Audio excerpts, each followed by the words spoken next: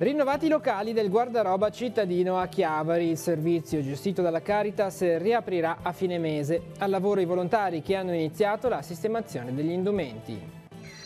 Per la festa di San Francesco, Monsignor Tanasini ha celebrato la messa nella chiesa dei frati Cappuccini a Chiavari. Per imparare da lui, ha detto il vescovo, apriamo il cuore al bene e al fratello.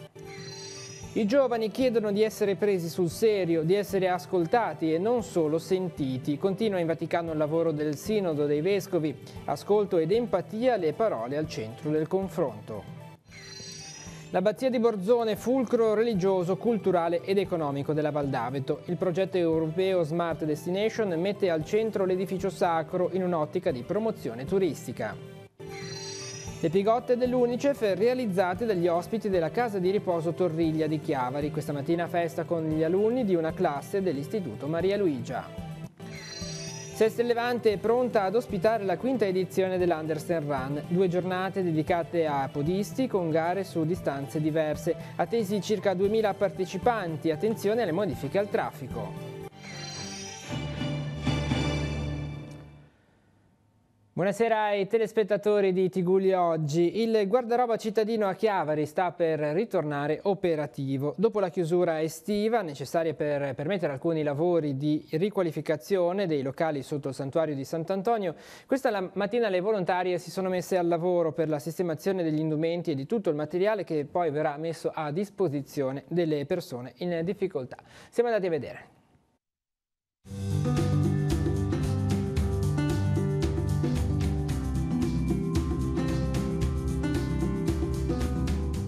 Gli scaffali vuoti da riempire, le pareti intonacate di fresco e tante scatole da svuotare e sistemarne il contenuto in modo ordinato. Ha ripreso così a Chiavari, nei locali sotto il santuario di Sant'Antonio da Padova, l'attività dei volontari del guardaroba cittadino. Il servizio, gestito dalla Caritas diocesana, riparte dopo alcuni mesi di stop, necessari per permettere l'esecuzione dei lavori di riqualificazione, che hanno portato, tra le altre cose, con la sopraelevazione del pavimento di 50 cm, alla messa in sicurezza degli spazi prima soggetti ad allagamenti. L'acqua dal terreno entrava dentro i locali indipendentemente dall'esondazione, e questo messo a sicurezza tutto il materiale. Il lavoro da fare adesso è tanto per una riapertura programmata a fine mese, ma l'entusiasmo dei volontari non manca. Ci siamo viste oggi con alcune volontarie per un primo incontro, ma c'è poi bisogno dell'aiuto di tutti, e se c'è qualcuno che è disponibile per offrire il proprio aiuto e venire a darci una mano, lo può fare, magari contattando la Caritas, in modo che ci sia poi la possibilità di mettersi in contatto con noi e con questo servizio adesso a porte chiuse, diciamo, per il pubblico, ma i volontari sono ben accetti. Tutte volontarie siete? Eh sì, tutte volontarie, dalle persone più anziane che già lo facevano una volta, a persone più giovani, e questo, vabbè, se mi è permesso, io potrei fare anche un appello, nel senso che alla fine siamo veramente solo tutte donne, chi più giovane, chi meno giovane, e dato che il nostro servizio è rivolto a tutta la popolazione, ecco, sarebbe secondo me importante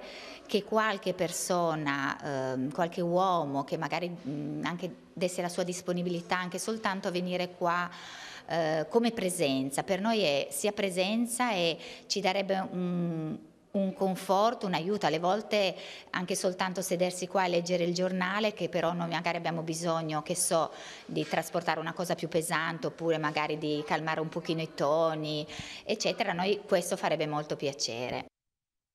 Nel giorno in cui si è fatta memoria di San Francesco d'Assisi, il Vescovo ha celebrato la messa nella chiesa dei frati Cappuccini di Chiavari, di Viale Tapani.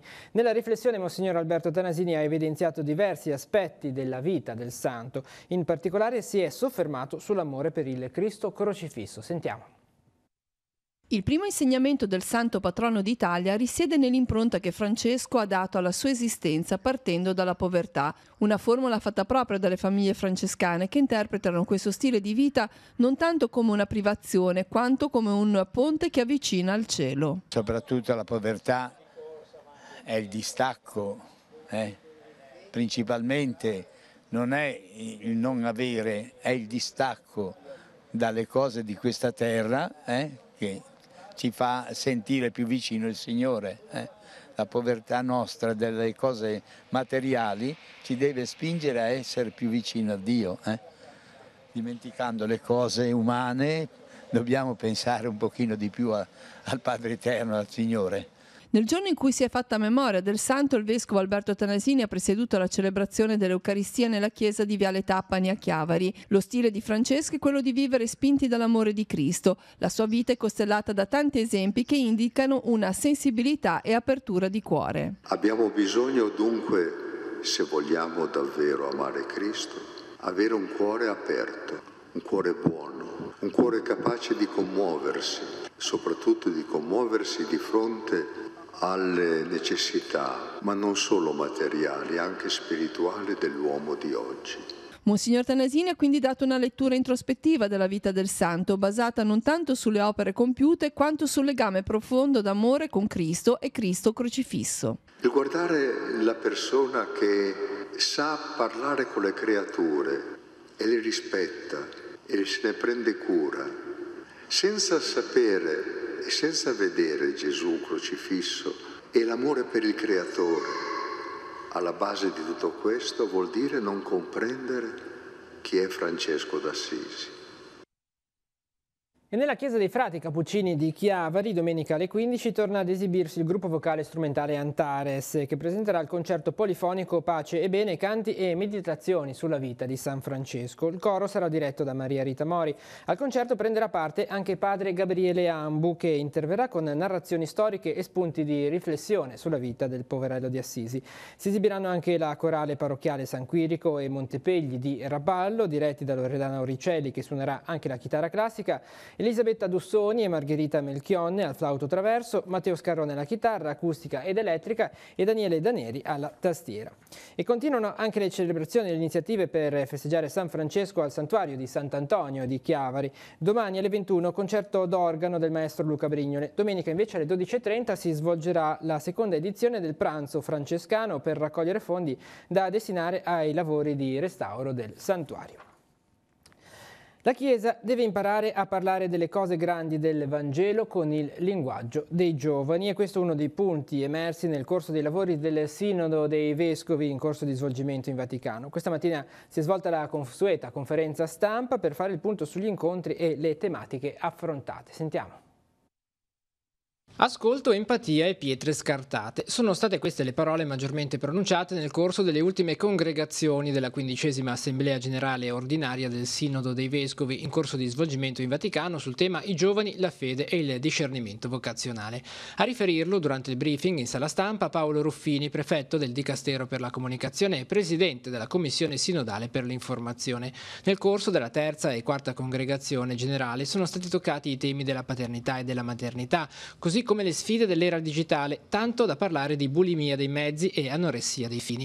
I giovani, dicono i vescovi, si sentono vittime di una società fondata sulla menzogna e chiedono di essere ascoltati e non semplicemente sentiti, di essere presi sul serio. Sicuramente c'è anche una, direi, disponibilità forte da parte dei ragazzi. Forse si tratta proprio di saper ascoltare le domande vere, ma anche avere le risposte vere. Tra i temi che riguardano la cruciale relazione tra Chiesa e giovani, un aspetto non secondario e ricordato durante il Sinodo, riguarda il linguaggio delle nuove generazioni. Un linguaggio che ha acquisito nuove grammatiche espressive ed è quindi necessario, come accade per una lingua diversa, cercare di conoscerne sintassi, stilistica e modalità. Questo loro linguaggio si esprime soprattutto attraverso tre forme. Prima di tutto la frase essenziale, la frase nuda, coordinata, non la subordinata troppo articolata. Si esprime attraverso il simbolo, l'immagine, che attraverso lo schermo del computer domina,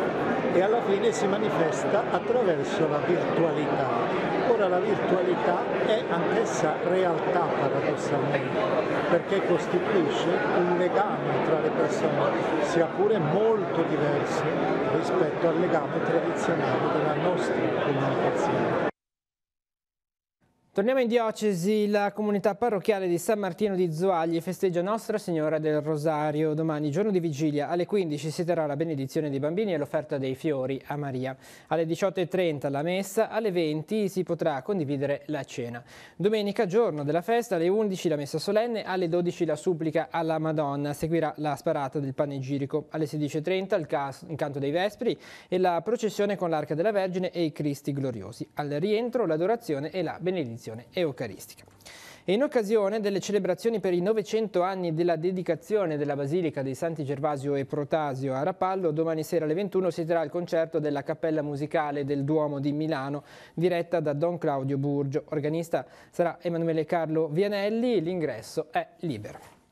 I temi del lavoro adesso andiamo sul nostro sito teleradiopace.com per una notizia che arriva da Sestri Levante. Si sono svolte all'interno dello stabilimento Fincantieri di Riva Trigoso le elezioni dei rappresentanti della RSU. A ottenere la maggioranza dei delegati, sia nel collegio operai, 2, che in quello impiegati, 3, la Wilm, con 5 lavoratori eletti in totale.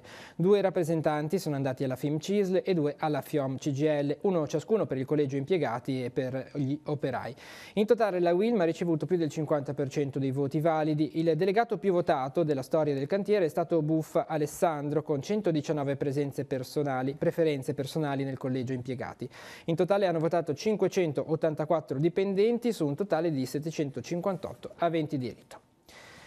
La Val d'Aveto punta a migliorare i suoi strumenti di promozione digitale per valorizzare le ricchezze del suo territorio in ottica turistica. Un percorso incentivato dal progetto europeo Smart Destination, presentato proprio in uno dei gioielli del Parco dell'Aveto, l'abbazia di Borzone. Vediamo. Essere presenti in rete per implementare le presenze sul territorio. È il proposito di chi lavora in Val d'Aveto per accrescere le presenze turistiche nel proprio parco. Valorizzare i servizi online per far conoscere le bellezze del parco anche ai turisti e migliorando metaforicamente i collegamenti tra la costa, già meta turistica, e l'entroterra. Un luogo, aggiunge il presidente del parco Focacci, che andrebbe promosso a livello europeo e che è già dotato di strutture ricettive per accogliere flussi turistici consistenti. Noi abbiamo aperto negli ultimi anni 3 rifugi nuovi, ne abbiamo altri sul territorio, ne abbiamo 2, quello di... possiamo fare i nomi di tutti, almeno quello del Bocco che era già aperto, abbiamo quello del Penna aperto da poco, abbiamo quello del Malgazzanoni, abbiamo quello di Prato Mollo, abbiamo il piccolo rifugio di Ventarola. Le strutture ci sono, gli esercenti ci sono, rispondono, quindi più gente viene, più noi ne vogliamo, ecco. Non è un problema di spazio, è soltanto questione di possibilità. Tramite il web possiamo essere riconoscibili sul nostro territorio, perché possiamo andare dall'altra parte del mondo senza dover usare della carta, e poi però noi siamo presenti sul territorio come accoglienza, per cui saremo presenti per il turista che vuol venire da noi, che vuol vivere delle esperienze, che vuol vivere delle emozioni, perché noi abbiamo tanto da raccontare. Argomenti trattati durante la presentazione del progetto europeo Smart Destination, il cui scopo è proprio la valorizzazione locale attraverso mezzi digitali. La presentazione è avvenuta in uno dei siti più pregiati della vallata, l'abbazia di Borzone, che sarà destinataria di un contributo di 12.000 euro per restaurare il portone e sarà punto focale del rilancio della vallata. Dopo tanti e tanti anni di fatica, a volte anche non molto corrisposta, finalmente si cominciano a vedere dei frutti. E spero che l'abbazia faccia e svolga quel ruolo che le abbazie avevano nell'antichità, nel primo medioevo, quando diventavano realmente dei punti di riferimento a livello religioso, anzitutto di proposta cristiana, ma anche a livello culturale e anche economico. Sono state riaperte nel pomeriggio le gallerie tra Moneglia e Deiva Marina, chiuse dal 23 agosto scorso per motivi di manutenzione e messa in sicurezza che si è completata.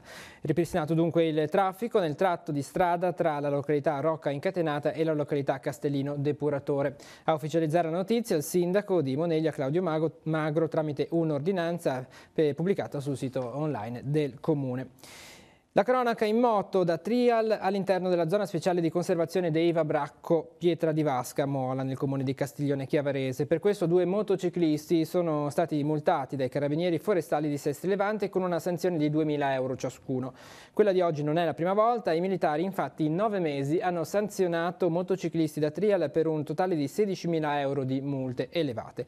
La zona speciale di conservazione è un'area naturale soggetta a particolare tutela, al cui interno è vietato il transito fuori strada perché si rischia di alterare la naturale regimentazione delle acque nelle aree boscate, innescando o accelerando fenomeni di erosione.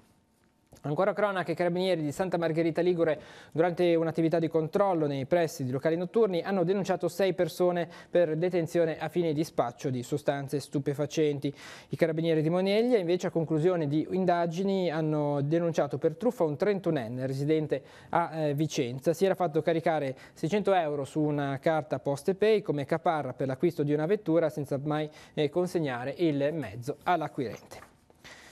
Voltiamo pagina. Ha fatto tappa alla casa di riposo Torriglia di Chiavari l'iniziativa Adotta un nonno con una pigotta. Questa mattina gli alunni della quarta elementare dell'Istituto Maria Luigia hanno incontrato gli ospiti della struttura. Erano presenti anche le bamboline simbolo dell'Unicef realizzate proprio dagli anziani durante le attività di animazione. Vediamo.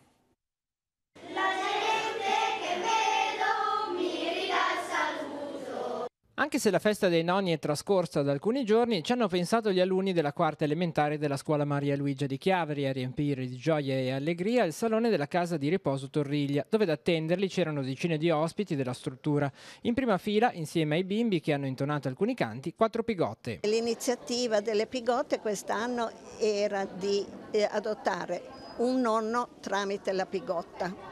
Ora qui i nonni sono tanti, le pigotte sono 4, allora diamo la possibilità a un bambino che venga salvato, così il nonno tramite questo nipotino si sentirà anche lui festeggiato. I bimbi hanno animato all'interno del Torriglia. Sì, ho visto che erano molto soddisfatti, già veramente quando sono venuta ho chiesto come l'hanno presa gli ospiti, dice sono tutti felici, sono in attesa di sentire i ragazzi. Protagoniste del momento di festa, quindi, le pigotte, bamboline di pezza, simbolo dell'Unicef, che sono state realizzate proprio dagli anziani ospiti della struttura per un progetto di assistenza che li ha visti impegnati in diverse attività di animazione. Noi da un anno stiamo tentando di alleggerire le cure antidepressive per dormire, tutta questa serie di farmaci che gli ospiti prendono attraverso delle cure non farmacologiche. Una sono state le pigotte che li hanno coinvolti e entusiasmati. Abbiamo adesso il nuovo arrivo che è Rocky, il cane interno alla struttura che di nuovo fa parte di questo progetto, e tante altre cose sono state fatte. Siamo usciti, siamo andati al mare quest'estate con colazioni al bar, per fare in modo, come dire, che la vita sia divertente anche in struttura.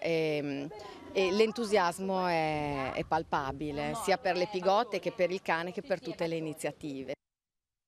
Con il mese di ottobre riprendono i corsi musicali ad indirizzo bandistico della Scuola Musicale della Filarmonica Cristoforo Colombo di Santa Margherita Ligure, rivolti ai bambini a partire dalla quarta elementare.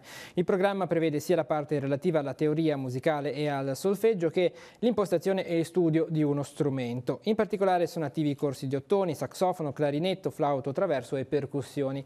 La segreteria della Filarmonica è disponibile per informazioni e iscrizioni ogni lunedì dalle 15 alle 17 nella sede, oppure telefonando al 347 073 2554. Inoltre, per i più piccoli, da quest'anno sarà attivo il Children's Music Laboratory, un corso a cadenza settimanale con inizio il 17 di ottobre, tenuto da un'insegnante qualificata, rivolto a bambini in età prescolare e accompagnati da un genitore. Per saperne di più, mercoledì prossimo dalle 15 alle 17 l'insegnante è disponibile nella sede della Filarmonica per illustrare il corso, rispondere alle domande e procedere alle eventuali iscrizioni.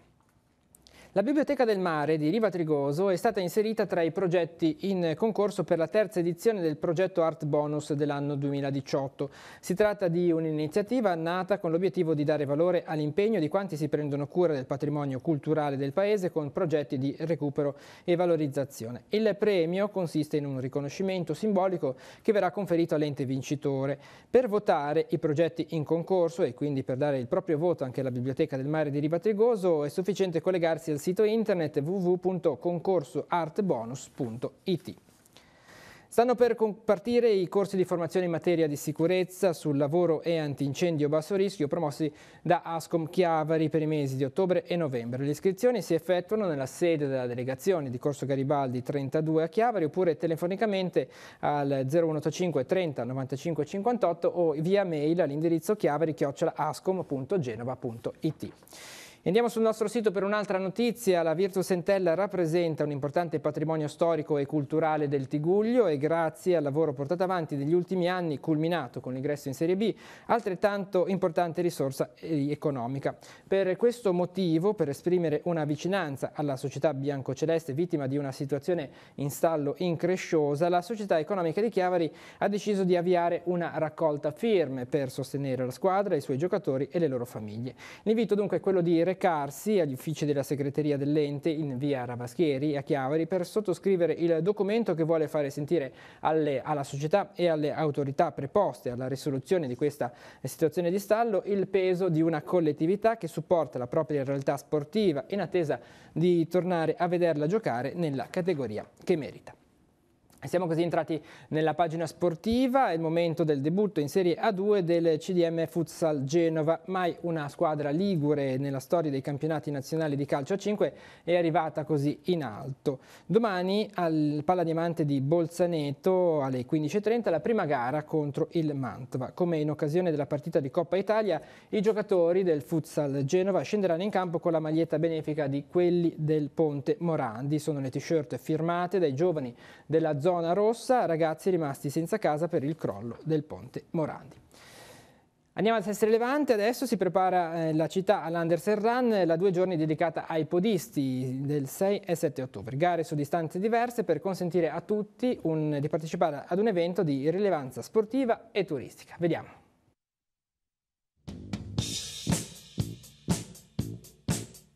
Quinta edizione dell'Andersen Run di Sestri Levante, la manifestazione podistica organizzata dall'Atletica Entella Running. L'evento ha come base operativa il Parco Mandela e si sviluppa in 2 giorni, il 6 e il 7 ottobre, con diverse proposte per permettere anche ai meno sportivi di partecipare. Sabato 6 si terrà l'Andersen Trail, 22 km per i sentieri intorno a Sestri, e il Trail corto, che ha caratteristiche simili ma è lungo 8 km. Domenica 7 spazio alle gare su strada. La mezza tra le baie di 21 km, la 7 miglia da Favola di circa 11 km e la Family Run di 5 km. Tutte e 3 per le strade di Sestri e con un suggestivo passaggio in Baia del Silenzio.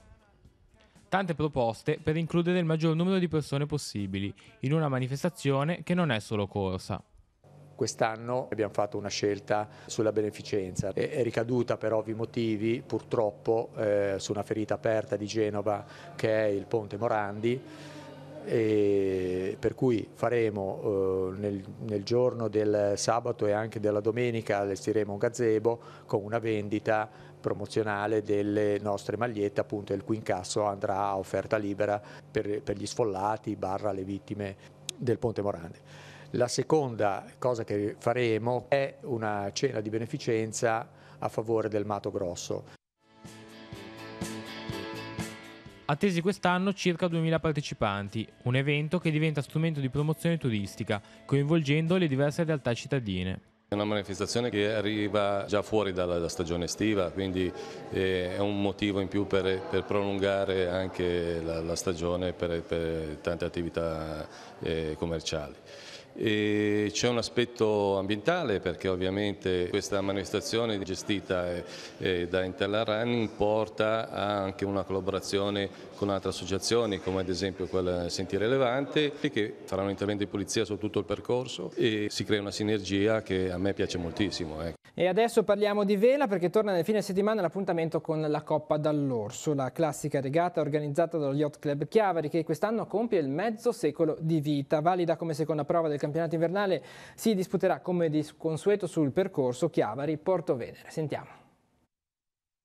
Qual è la storia del premio dall'Orso? Beh, è una storia che ormai diventa quasi antica perché nasce 50 anni fa, era stato voluto da mio padre in ricordo di mio nonno, a cui abbiamo aggiunto 30 anni fa quando ero ragazzino il trofeo Nicola Dall'Orso per le classi libere in ricordo appunto di mio padre. È un bel traguardo perché appunto 50 anni, il Salone Nautico ha pochi anni di più, per cui possiamo vedere che nella tradizione marinara non sono molte le manifestazioni che si prolungano per così tanto tempo e in più grazie naturalmente a tutto il direttivo dello Yacht Club è cresciuta in questi ultimi anni fino a superare i 50-60 equipaggi e questo dimostra anche la bellezza della regata che è costiera e tutti gli equipaggi al ritorno sono sempre molto entusiasti del viaggio che hanno fatto. Ecco. La regata si svolge con partenza da Chiavari alle 8 di mattina sabato, arrivo a Porto Venere nel pomeriggio di solito. Poi a Porto Venere c'è un rinfresco offerto dalle autorità di Porto Venere e alla domenica mattina partenza da Porto Venere alle 8, arrivo a Chiavari durante la giornata, tempo massimo è alle 5. Sono iscritte le classi ORC, IRC, Libera e Jeannot perché si svolge anche il campionato Jeannot che è in contemporanea con le nostre 3 manifestazioni. Al momento sono più di 69 le barche iscritte, che è un bel numero. Oltre alla regata c'è anche la possibilità di festeggiare questo 50°, come lo organizzate? Dunque, per venerdì sera ci sarà un aperitivo di benvenuto nella sede degli Yacht Club, benvenuto ai regatanti. È una cosa nuova, ma dopo 50 anni forse vale la pena di dare un benvenuto a chi viene da lontano per fare questa regata. Poi al sabato sera ci sarà un buffet dopo la premiazione di giornata sul porto, domenica dopo le 5, 5 e mezza ci sarà la premiazione ufficiale qui alla sede dello Yacht Club Chiavari. Domani Chiavari ospita la 6ª tappa del Giro d'Italia di Handbike 2018, Memorial Don Nando Negri. A partire dalle 8 e sino al termine della manifestazione sarà vietata la sosta con rimozione forzata di tutti i veicoli presenti nelle aree interessate dal percorso che attraverserà il centro storico di Chiavari. Dalle 9 sempre su queste vie sarà interrotta la circolazione veicolare. Stasera e domani è sospeso lo spazzamento meccanico in tutta la città. E adesso nella nostra scheda altri appuntamenti in agenda per domani.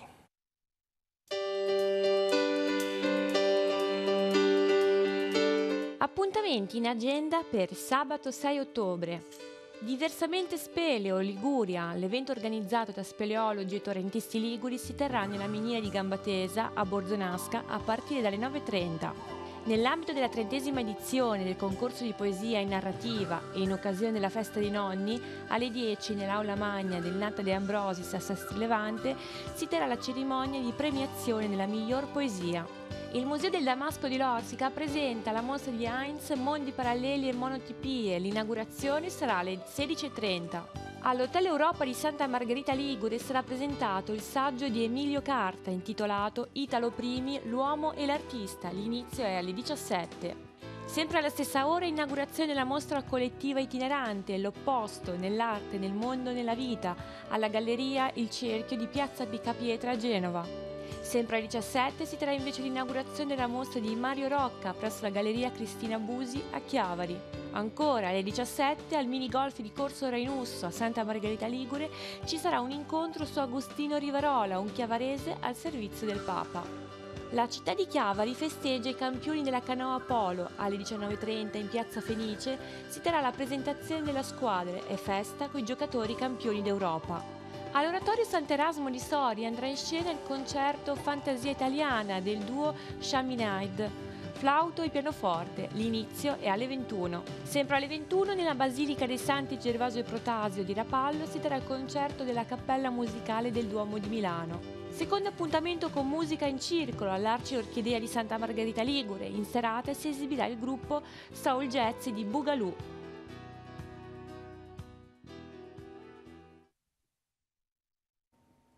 Con l'agenda di Telepace si conclude questa edizione di Tigulli Oggi. L'informazione torna domani 12:45 con la prima edizione del TG13. Tutte le notizie le trovate sul nostro sito teleradiopACE.com.